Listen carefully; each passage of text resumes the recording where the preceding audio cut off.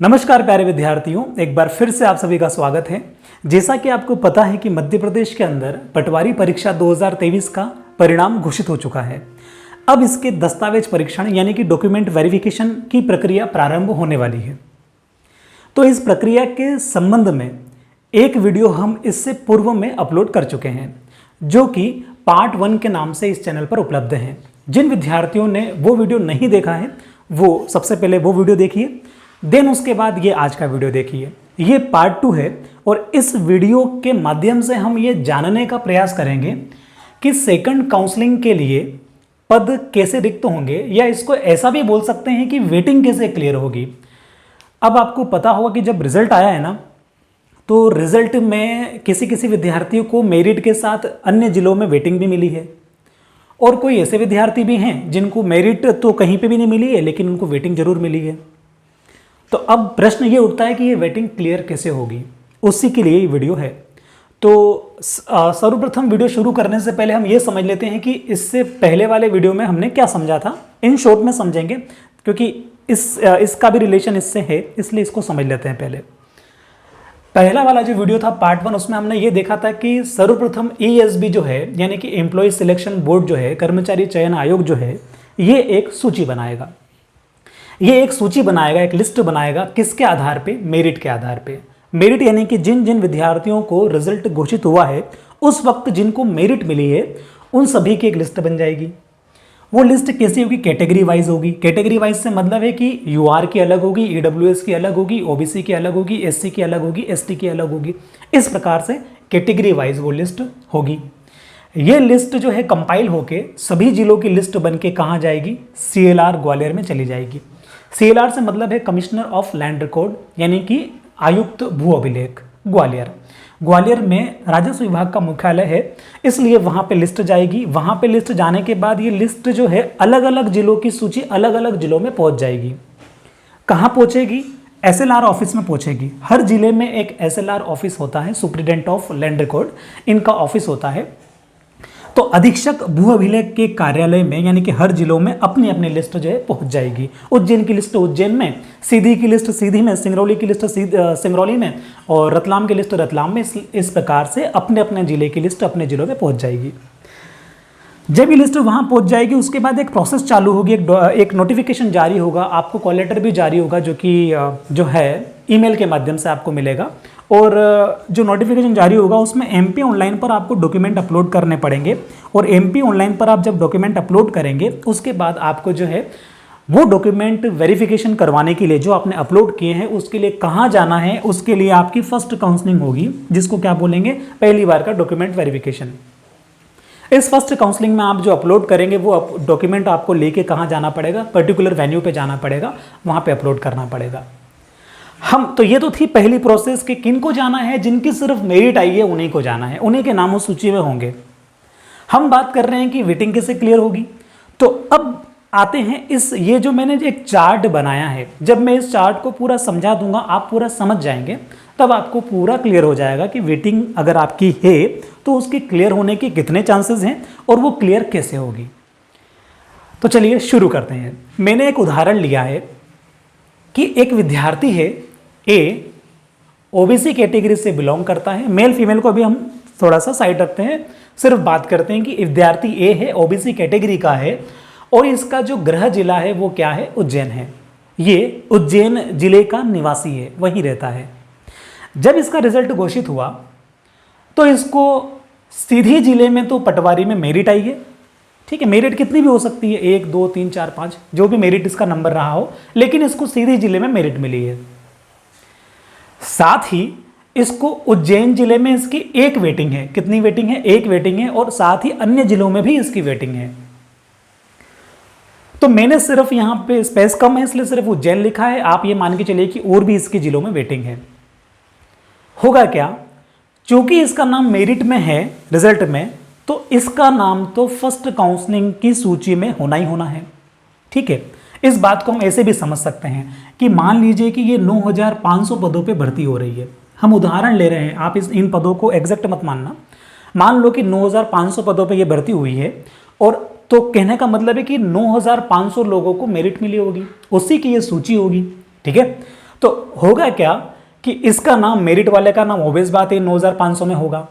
तो ये जो मेरिट वाली जो सूची होगी, ये विद्यार्थी ए जो है इसको डीवी के लिए फिर क्या होगा, एक फर्स्ट काउंसलिंग के लिए इसको कॉल लेटर जारी होगा। जब ये अपने डॉक्यूमेंट अपलोड करेगा एमपी ऑनलाइन पर, तो इसको क्या होगा, इसको एक कॉल लेटर जारी होगा कि आपको इतनी तारीख को इतनी बजे इस स्थान पर उपस्थित होना है अपने ये डॉक्यूमेंट लेके।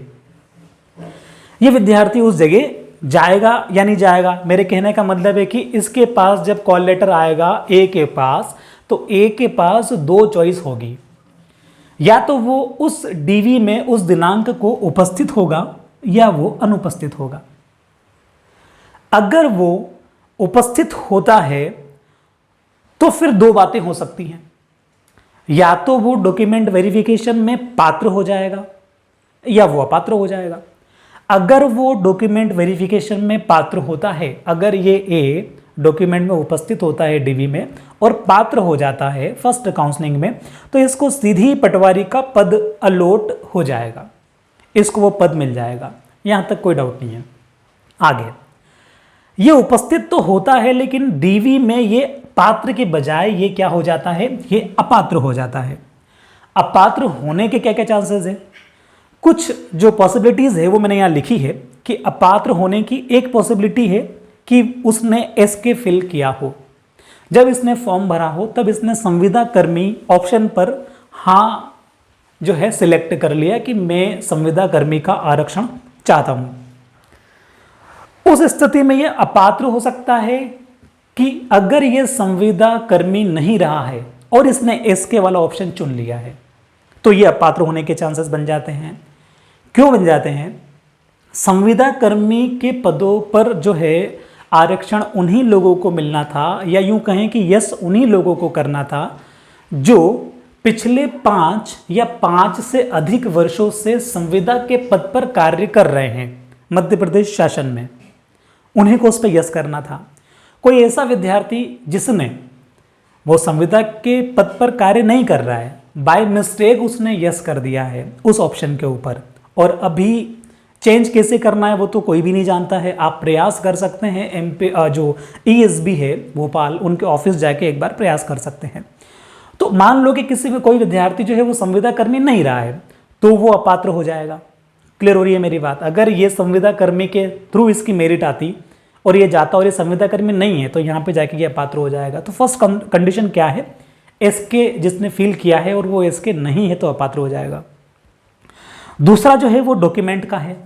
डॉक्यूमेंट से मेरा मतलब है कि देखो, अगर किसी की 10th की मार्कशीट में या 12th की मार्कशीट में या ग्रेजुएशन की मार्कशीट में कंपैरिजन कर रहे हैं, नाम का, अपने खुद के नाम का, अपने फादर के नाम का, अपने मदर के नाम का कंपैरिजन कर रहे हैं, उस कंपैरिजन में अगर एक स्पेलिंग आगे पीछे होती है तो वो वेल एंड गुड, उसमें कोई प्रॉब्लम नहीं है।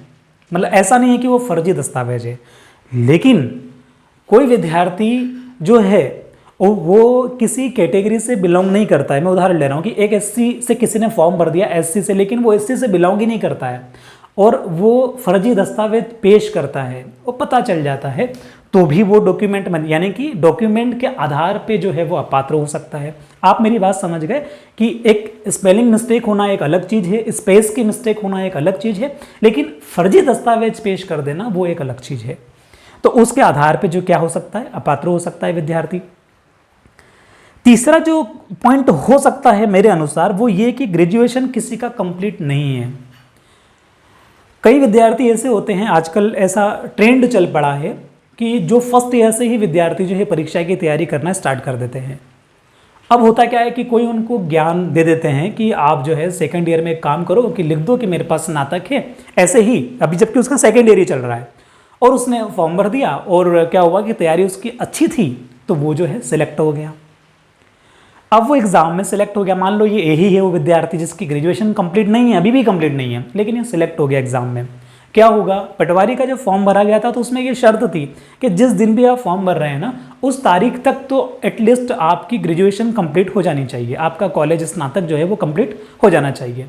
किसी विद्यार्थी का नहीं है तो ऑब्वियस बात है कि वो मार्कशीट पेश कर नहीं पाएगा। अगर वो वहाँ पर अपने स्नातक का प्रूफ पेश नहीं कर पाएगा तो भी वो क्या होगा, अपात्र होगा। तो हम क्या समझे? हम समझे पहली बात कि इन 3 या इससे और भी अधिक तरीके हो सकते हैं, कुल मिला के अपात्र वाली कंडीशन में वेटिंग क्लियर होगी। इन 9,500 में से अगर 500 लोग भी किसी कारणवश अपात्र होते हैं तो फिर इन 500 लोगों को हटा के इनके बाद जो आने वाले 500, 9,500 के बाद जो आने वाले 500 है, कैटेगरी वाइज, आप एक बात ध्यान रखना, कैटेगरी वाइज जो है लिस्ट क्या होगी, वेटिंग की बनेगी, जिसको क्या बोलेंगे, सेकेंड काउंसलिंग की सूची, या यूं बोलेंगे वेटिंग लिस्ट या प्रतीक्षा सूची बनेगी। अभी मैं आपको ये पॉइंट पढ़ के सुनाऊंगा, उसमें आपको क्लियर होगा। ठीक है, हम अभी सिर्फ ये समझे कि कोई विद्यार्थी जो है वो उसका मेरिट में नाम आया था, वो डॉक्यूमेंट वेरिफिकेशन करवाने गया और वो पात्र नहीं हुआ, वो अपात्र हुआ, तो जो अपात्र हुआ उसने एक सीट खाली कर दी। किसके लिए? जिसकी वेटिंग है उसके लिए। यहां तक कोई डाउट नहीं है। दूसरी चीज कि कोई विद्यार्थी जो है मेरिट में था और उसको डीवी के लिए कॉल आया लेकिन वो अनुपस्थित हुआ, वो गया ही नहीं। वो क्यों नहीं गया? हो सकता है कि अभी रेलवे का रिजल्ट भी आया है ना, एनटीपीसी वाला रिजल्ट भी आया है, तो वो कहीं स्टेशन मास्टर बन गया हो या कुछ और बन गया हो, अच्छी पोस्ट पे चला गया हो, तो ऑब्वियस बात है कि वो डीवी में क्यों आएगा, है ना, वो बड़ी पोस्ट से छोटी पोस्ट में क्यों आएगा, तो वो अनुपस्थित हो जाएगा। अगर कोई विद्यार्थी इस प्रकार से अनुपस्थित रहता है या कोई भी कारण हो, अगर वो अनुपस्थित रहता है तो भी वो क्या करेगा, एक पद जो है सेकंड काउंसलिंग की सूची के लिए खाली कर देगा। क्लियर होगी मेरी बात? या तो अपात्र में या अनुपस्थित में। अब एक और चीज है, अगर कोई व्यक्ति अपात्र होता है, पात्र होता है, अनुपस्थित होता है, तो अभी जो हमारी रूल बुक है उस रूल बुक में पेज नंबर 122 पर 11 नंबर का एक पॉइंट है, उस 11 नंबर के पॉइंट की हेडिंग है चयन एवं नियुक्ति प्रक्रिया। इसके अंदर पेरा 11.7, 11.10 और 11.11 या 11 ये 3 पैराग्राफ लिखे गए हैं। इन 3 पैराग्राफ में ही हमको समझना है, क्योंकि ये तीनों पैराग्राफ बहुत ज़रूरी बातें लिखी गई है। 1 बाय 1 करके मैं आपको ये पॉइंट्स पढ़ के सुनाऊंगा और आपको इससे और भी ज़्यादा बेटर तरीके से ये चीज़ क्लियर होगी कि आपकी वेटिंग कैसे क्लियर होगी। 3 तरीके तो हमने देख लिए, एब्सेंट वाला तरीका भी हमने देख लिया, और क्या तरीके हैं, ठीक है, वो समझते हैं। क्या होता है कि 11.7 में ये लिखा हुआ है, 11.7 में स्क्रीनशॉट आपको दिख रहा होगा, ये लिखा हुआ है कि एमपी ऑनलाइन द्वारा आयोजित प्रथम काउंसलिंग में अभ्यर्थियों को आवंटित जिला अंतिम होगा। प्रथम काउंसलिंग, ये विद्यार्थी मेरिट में था तो ये प्रथम काउंसलिंग ही इसकी चल रही है। ये उपस्थित हुआ और ये पात्र हुआ और इसको जो ये जिला आवंटित हुआ है सीधी वाला, ये अंतिम जिला होगा। कहने का मतलब ये है, ठीक है, कि एमपी ऑनलाइन द्वारा आयोजित प्रथम काउंसलिंग में अभ्यर्थी को आवंटित जिला क्या होगा, अंतिम होगा। ऐसे अभ्यर्थी जो इस काउंसलिंग में अनुपस्थित अथवा दस्तावेज सत्यापन उपरांत अपात्र होते हैं, उनकी उम्मीदवारी निरस्त करते हुए इन पदों को रिक्त माना जाएगा। अगली बात वो क्या कह रहे हैं कि ऐसे अभ्यर्थी जो मेरिट में थे लेकिन वो काउंसलिंग में अनुपस्थित हो गए, फर्स्ट वाली काउंसलिंग में वो क्या हो गए, वो अनुपस्थित हो गए, अथवा दस्तावेज सत्यापन यानी कि डीवी में, उस डीवी होने के उपरांत अपात्र हो गए हैं, तो इनकी उम्मीदवारी इस पद पर निरस्त कर दी जाएगी। ये ए काउंसलिंग में गया, या तो ये अनुपस्थित रहा या ये अपात्र हुआ, तो ये मेरिट वाला इसका जो ये पद ऑक्यूपाई करके बैठा था, इस पद को, इसकी उम्मीदवारी निरस्त करेंगे और उस पद को क्या मान लेंगे, रिक्त मान लेंगे। क्लियर? आगे 11.10 को हम समझते हैं। एमपी ऑनलाइन एमपीईएसबी की प्रेषित सूची में से, हाँ यहाँ पे एक बात और है, एक पॉइंट और मिसिंग है जो मैंने नहीं लिखा है, उसको भी मैं आपको समझा देता हूँ कि जब ये से काउंसलिंग चलेगी और फिर ऐसे मान लो कि 500 पद रिक्त हो गए, तो ये जानकारी जो है आपकी डॉक्यूमेंट वेरिफिकेशन कौन कर रहा होगा, आपका जो भी एसएलआर से जो भी टीम गठित होगी, जो भी दल गठित होगा वो आपको करेगा। तो सारी जानकारी कहाँ जाएगी, एसएलआर के पास रहेगी, मतलब अपने अपने जिलों के पास जानकारी रहेगी कि हमारे जिले में फर्स्ट काउंसलिंग में इतने विद्यार्थियों को आना था, इतने विद्यार्थियों में से इतने विद्यार्थी नहीं आए, इतने विद्यार्थी आए लेकिन ये अपात्र हो गए। तो वो जितने भी लोग की लिस्ट बनेगी वो क्या हो जाएंगे, वैकेंट पोस्ट हो जाएगी, रिक्त पद हो जाएंगे। तो ये जो कार्यालय है, एसएलआर ऑफिस है या जो भी हमारा जिला है, वो जिला क्या करेगा, आगे ये सूची भेज देगा कि इस जिले में इतने पद थे और अब फर्स्ट काउंसलिंग के उपरांत इतने पद जो है वो रिक्त हैं, और इस सूची को आगे भेज देगा। उसी की बात हो रही है। तो क्या बोल रहे हैं 11.10 में कि एमपी ऑनलाइन MPESB की प्रेषित सूची में से ऐसे अभ्यर्थियों के नामों को पृथक करने की कार्यवाही करेगा जो प्रथम काउंसलिंग में दस्तावेज सत्यापन हेतु उपस्थित हुए हैं। उपस्थित अभ्यर्थियों ब्रैकेट में भले ही दस्तावेज सत्यापन उपरांत में इन्हें पात्र किया गया हो अथवा इन्हें अपात्र किया गया हो। क्या है मतलब इस लाइन का कि ऐसे विद्यार्थियों के नाम सूची से पृथक करेंगे, हटा देंगे जो फर्स्ट काउंसलिंग में उपस्थित हुए हैं। ब्रैकेट में क्या लिखा है, दस्तावेज सत्यापन के उपरांत चाहे इनको पात्र किया गया हो चाहे इनको अपात्र किया गया हो। अगर कोई विद्यार्थी फर्स्ट काउंसलिंग में उपस्थित हो जाता है तो चाहे उसको पात्र कर रहे हो चाहे उसको अपात्र कर रहे हो, इससे मतलब नहीं है, उसका नाम प्रतीक्षा सूची से हटा दिया जाएगा। क्लियर हो रही है बात। हम 2018 में जो डॉक्यूमेंट वेरिफिकेशन हुआ था उसको समझेंगे तो आपको ये पॉइंट और भी अच्छे समझ में आएगा कि ये पॉइंट ज़्यादा बेटर है बजाय पहले जो डीवी हुआ था उसके अनुसार। हम आगे बढ़ जाते हैं फिलहाल। तो फिर क्या है कि नामों को एमपी सूची से हटाया जाकर एमपी ऑनलाइन द्वारा जिलों के रिक्त पदों की जिलेवार, क्योंकि हटा देंगे नाम तो फिर क्या हो जाएगा, वैकेंट वाले पद रहेंगे और इन पदों की वर्गवार सूची तैयार करके आयुक्त भू अभिलेख को प्रेषित की जाएगी। ऐसे और बातें लिखी हुई है और उसके बाद यह प्रतीक्षा सूची द्वितीय काउंसलिंग की चयन सूची होगी। इस प्रकार से एक वेटिंग लिस्ट बन जाएगी जिसको क्या बोलेंगे, सेकेंड काउंसलिंग की चयन सूची। 11.11 एक और पॉइंट लिखा हुआ है, उसको भी पढ़ लेते हैं, फिर मैं आपको सारांश में इसको समरी कर दूंगा, समझा दूंगा। 11.11 में ये लिखा हुआ है कि इस काउंसलिंग में केवल ऐसे अभ्यर्थियों के नामों को विचार श्रेणी में लिया जाएगा जो एमपी ऑनलाइन द्वारा तैयार की गई प्रतीक्षा सूची यानी कि द्वितीय काउंसलिंग की चयन सूची में होंगे। सिर्फ उन्हीं नामों पर विचार किया जाएगा जो सेकेंड काउंसलिंग की सूची में होंगे। अर्थात वो कहना चाह रहे हैं कि मतलब हम ये बोलना चाह रहे हैं कि ऐसे अभ्यर्थी जो प्रथम काउंसलिंग में उपस्थित हो चुके हैं, भले ही वे दस्तावेज सत्यापन के उपरांत पात्र अथवा अपात्र घोषित किए गए हैं, उनके नामों को प्रतीक्षा सूची में सम्मिलित नहीं किया जाएगा। जो व्यक्ति एक बार डीवी करवाने पहुंच गया, फिर अगर वो उपस्थित हुआ है और पात्र हो रहा है अपात्र हो रहा है, डजंट मैटर, सेकेंड काउंसलिंग की सूची में उसका नाम नहीं होगा। ये पॉइंट आपको अच्छे समझ में आएगा जब मैं 2018 से कंपैरिजन करूंगा तो आप कहेंगे कि ये ज़्यादा बेटर हो रहा है। ठीक है। प्रथम काउंसलिंग के दौरान अनुपस्थित, आगे और भी लिखी है बात कि प्रथम काउंसलिंग के दौरान अनुपस्थित अभ्यर्थी यह दावा नहीं कर सकते, जो अनुपस्थित रहे, मान लो ये ए गया ही नहीं तो ये दावा नहीं कर सकता, ये डॉक्यूमेंट वेरिफिकेशन में नहीं गया फर्स्ट काउंसलिंग में, तो ये नहीं बोल सकता कि कि उससे एमपी ऑनलाइन द्वारा तैयार की गई प्रतीक्षा सूची में मेरिट या चयन सूची के आधार पर वरीयता देते हुए उसका नाम प्रतीक्षा सूची में शामिल किया जाए। ये सेकंड काउंसलिंग में जाके ये दावा नहीं कर सकता कि मैं उस टाइम पे मेरी तबीयत खराब थी या वॉटेवर जो भी रीज़न रहा हो और मैं जो है अनुपस्थित रहा था फर्स्ट काउंसलिंग में, और अब जो है क्योंकि मेरे मार्क्स ज़्यादा बेटर हैं इसलिए मेरे को सेकंड काउंसलिंग में जो है जो भी सेकंड काउंसलिंग में व्यक्ति बैठे हैं इनसे ऊपर मुझे जो है कंसिडर किया जाए, तो ऐसा नहीं होगा। तो आप मेरी बात समझे कि हमने अभी 11.7, 11.10 और 11.11 इन पॉइंट्स को हमने समझा। आप भी पेज नंबर 122 पे जाके जो है जो 11 में जितने भी पॉइंट्स हैं उनको एक बार पढ़िए।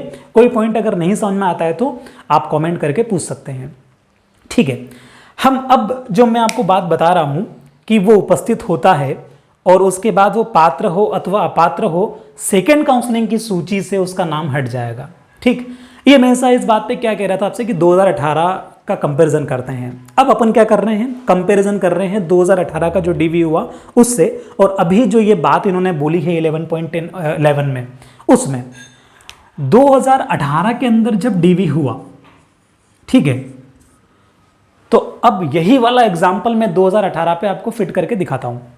मान लो कि एक विद्यार्थी था, गृह जिला उज्जैन था और वो ओबीसी कैटेगरी की सीट उसने ऑक्यूपाई करी थी। 2018 का डीवी चल रहा है, मेरिट इसकी सीधी में मिली है रिजल्ट में पटवारी की, और इसकी उज्जैन में वेटिंग है और इसके अलावा इसकी और भी अन्य जिलों में वेटिंग है। ये फर्स्ट काउंसलिंग में डीवी में गया और डीवी में जाने के बाद ये उपस्थित हुआ, सारे इसके डॉक्यूमेंट सही पाए गए और इसको सीधी की सीट अलॉट हो गई। कब की बात चल रही है, 2018 का उदाहरण ले रहे हैं। इसको सीधी की सीट जो है वो अलॉट हो गई, सीधी पटवारी की सीट इसको अलॉट हुई। ये सीधी में इसने अपनी ट्रेनिंग खत्म करी, सीधी में इसको जॉब करते करते 1 साल हो गया। इधर साथ ही साथ काउंसलिंग भी चल रही थी, फर्स्ट काउंसलिंग चल रही थी, सेकंड काउंसलिंग चल रही थी, थर्ड काउंसलिंग चल रही थी। 2018 में ऐसा हुआ कि इस ए विद्यार्थी का नाम बाद वाली काउंसलिंग की सूची में भी चल रहा था। मेरी बात समझना, ये सीधी में पोस्टेड हो चुका था तो कायदे से इसका नाम हट जाना था, ठीक है, जो भी प्रोसेस रही है इसका नाम हट जाना था क्योंकि बाकी लोगों को मौका मिलना था। लेकिन इसका नाम क्योंकि वेटिंग लिस्ट उज्जैन में भी था, बाकी जिलों में भी इसका नाम चल रहा था, इसका नाम चल ही रहा था, तो कम से कम 7 या 8 काउंसलिंग हुई। किसी काउंसलिंग में, 5वीं काउंसलिंग में या 6ठी काउंसलिंग में, मान लो कि 1 साल इसको सीधी में हो गया और बाद में 5वीं काउंसलिंग चल रही है 1 साल के बाद, और इसको कॉल लेटर कहाँ से आता है, इसको कॉल लेटर कहाँ से आता है, उज्जैन से आता है। उज्जैन भू अभिलेख कार्यालय से इसको कॉल लेटर आता है, इसके मेल पे एक ऑर्डर आता है कि आपको जो है उज्जैन में इतनी, उज्जैन के इस SLR ऑफिस है, जो भी जगह हो वहाँ पे आके आपको अपने DV करवाना है, ये तारीख है और ये समय है। तो कोई भी बंदा होगा, चाहे उसको 1 साल सीधी में हो चुका है, वो अपने गृह जिला क्यों नहीं जाना चाहेगा। तो ये बंदा 1 साल बाद अपनी सीधी वाली पोस्ट जो है छोड़कर कहाँ आ जाता है, उज्जैन में आके ज्वाइन कर लेता है, अपने गृह जिले में आ जाता है, ठीक है।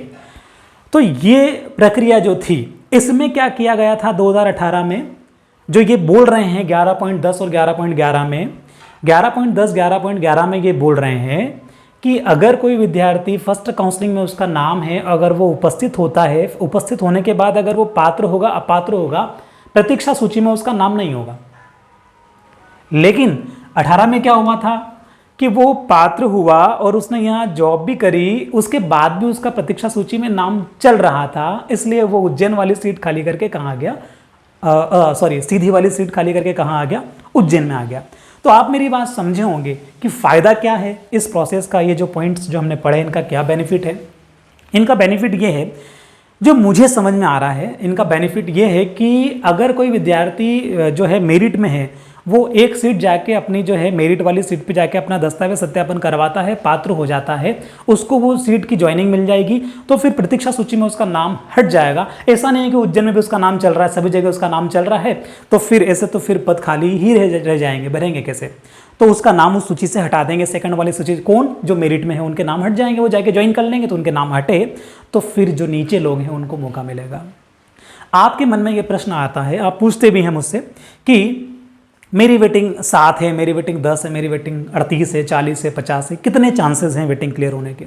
देखिए, सबसे पहली बात तो ये है कि पटवारी के अंदर जो वेटिंग आएगी ना, वो वेटिंग भी वर्गवार होगी, कैटेगरी वाइज होगी। मतलब कि SC वाला बंदा अगर सीट खाली करेगा तो ही SC वाले को मौका मिलेगा, UR वाला सीट खाली करेगा तो ही UR वाले को मौका मिलेगा, EWS वाला अगर सीट अपनी खाली करता है, किसी भी कारण से रिक्त रह जाती है, तो EWS वाला उस सूची में आएगा, क्योंकि सूची कैसी है, कैटेगरी वाइज है।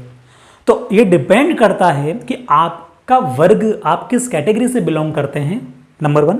दूसरी बात, आपकी उस कैटेगरी में सीट कितनी वैकेंट हो रही है, ठीक है। ऐसा तो नहीं कि आपकी कैटेगरी की सारी सीट्स फुल हो गई है फर्स्ट काउंसलिंग में, तो फिर शायद मौका मिले।